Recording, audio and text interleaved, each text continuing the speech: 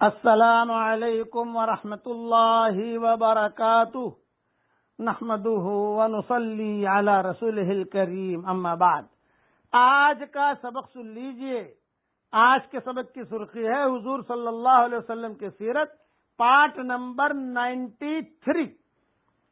اب حضرت جعفر نے جب بادشاہ سے کہا کہ ہم مدینہ منورہ جانا چاہتے ہیں تو بادشاہ نے سب کو بلایا، بٹھایا، دعوت کی اور سب کو جانے کا یعنی مدینہ منورہ پہنچنے کا ٹکٹ دی، خرچہ دیا، اور راستے میں کھانے پینے کے لیے بھی اس دور کے اعتبار سے جو چیزیں تھی وہ دی، اور مزید کچھ ہدایہ تحائف بھی دیے، اور ساتھ میں ایک قاصد بھی کر دیا، ایک قاصد بھی ہمراہ کیا، اور کہا تم مدینہ منورہ جاؤ، اللہ تعالیٰ تم لوگوں کو صحیح سلامت پہنچائے مدینہ منورہ۔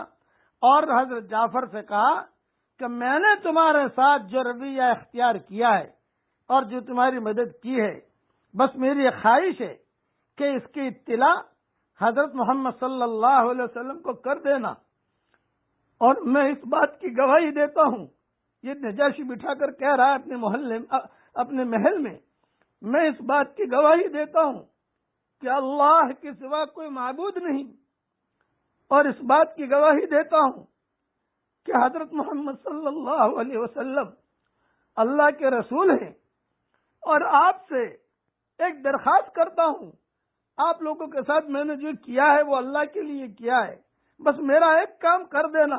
نجاشی کہہ رہا ہے حضرت جعفر سے، میرے قاصد کو بھی بھیج رہا ہوں تمہارے ساتھ تاکہ تم کو کوئی تکلیف نہ ہو، لیکن میرا ایک کام کرنا، بھول مت جانا، مدینہ منورہ جا کر میرا ایک کام کرنا، بھول مت جانا، مدینہ منورہ جا کر میرا ایک کام کرنا، بھول مت جانا۔ حضرت جعفر رو دیے، جو خواتین ساتھ تھی وہ بھی رو دی، بار بار ایک جملہ کہتا تھا، نجاشی بادشاہ میرا ایک کام کرنا۔ حضرت جعفر نے کہا کہ ضرور کریں گے۔ نجاشی نے کہا وعدہ کرو، میرا کام کرو گے کہ نہیں کرو گے؟ مدینہ پہنچ کر آدمی اپنی منزل پر پہنچ کر وعدہ بھول جایا کرتا ہے۔ حضرت جعفر نے کہا ہم بھولنے والے نہیں ہیں، ہم پہنچ کر ضرور آپ کا کام کریں گے۔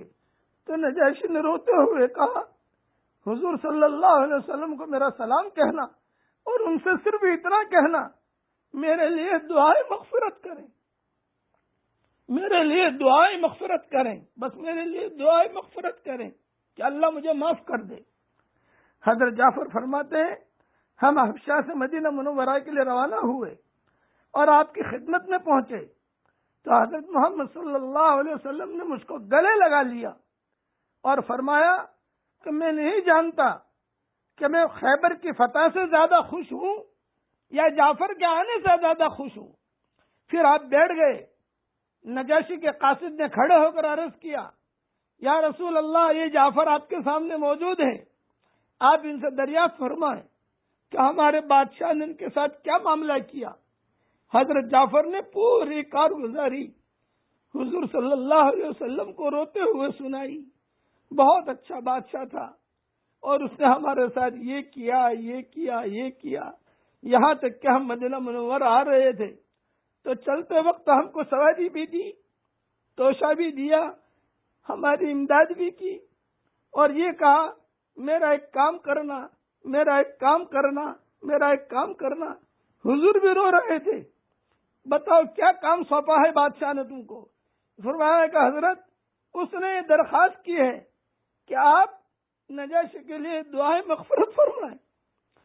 حدیث شریف میں آتا ہے آپ اسی وقت اٹھے، اسی وقت، اور وضو کیا اور 3 مرتبہ یہ دعا فرمائی، اللہم اغفر للنجاشی، اللہم اغفر للنجاشی، اللہم اغفر للنجاشی۔ اے اللہ تو نجاشی کی مغفرت فرما، اے اللہ نجاشی کی مغفرت فرما، اے اللہ نجاشی کی مغفرت فرما، اور سب مسلمانوں نے آمین کہی۔ حضرت جعفر کہتے ہیں میں نے قاصد سے کہہ دیا، جو قاصد کو بھیجا تھا نجاشی نے، حضرت جعفر کہتے ہیں کہ میں نے قاصد سے کہہ دیا کہ جب تم واپس جاؤ تو جو کچھ حضور صلی اللہ علیہ وسلم سے تم نے دیکھا ہے وہ جا کر بادشاہ سے بیان کر دینا۔ قاصد حبشہ پہنچا تو پہنچتے ہی بادشاہ کو کارگزاری سننی تھی، تو بادشاہ نے کہا ٹھہر جا کارگزاری ابھی مت سنانا، میں ذرا عطر لگا لوں، میں ذرا خوشبو لگا لوں، نبی کا پیغام میں بہت اہتمام سے سنوں گا۔ چنانچہ قاصد نے روتے ہوئے ساری کارگزاری بادشاہ کو سنائی۔ بادشاہ اسی طریقے سے رویا، نجاشی جس طریقے پر سورہ مریم سن کے رویا تھا، داڑھی تر ہو گئی۔ بقیہ تفصیل کل انشاءاللہ پوری کروں گا۔ انشاءاللہ کل سے حضرت عمر رضی اللہ تعالیٰ عنہ کے اسلام لانے کا قصہ شروع ہوگا۔ سن 6 نبوی میں حضرت عمر مسلمان ہوئے، سن 6 نبوی میں، ہجری نہیں، 6 نبوی۔ نبوی سن الگ ہوتا ہے، ہجری سن الگ ہوتا ہے۔ اللہ تعالی ہم سب کو حضور صلی اللہ علیہ وسلم کی سنت پر عمل کرنے کی توفیق عطا فرمائے، آمین۔